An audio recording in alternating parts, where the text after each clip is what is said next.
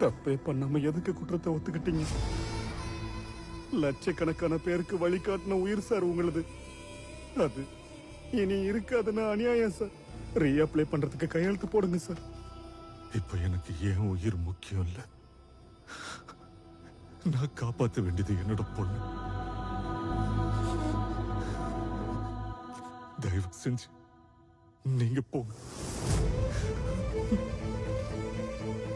சூழ்நிலை கைதியா இருக்கிறதுனால நீங்க தப்பு பண்ணேன்னு ஒத்துக்கலாம்.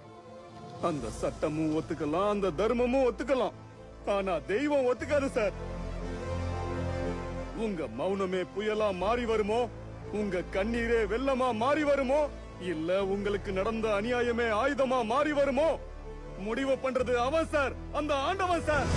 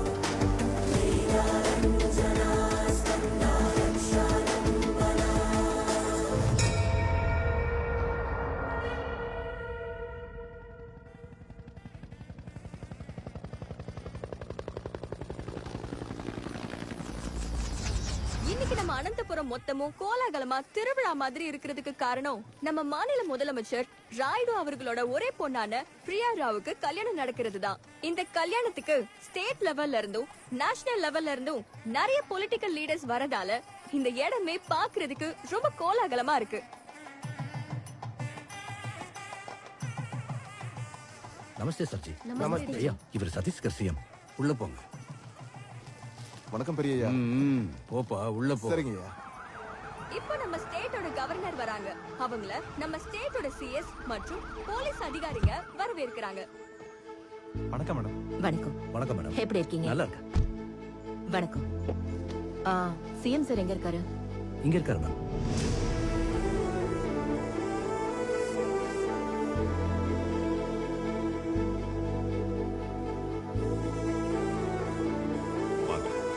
வாங்க கவர்னர். வணக்கம் சிஎம். வணக்கம். சத்தீஸ்கர் சிஎம். இவங்க எங்க governor madam Nirmala, my wife. வணக்கம். பெரியப்பா, எங்க பெரியப்பா. வணக்கம்மா. இந்த ஸ்டேட்ல எங்க அரசியல் இவ்வளவு பலமா இருக்க காரணமே இவர் தான்.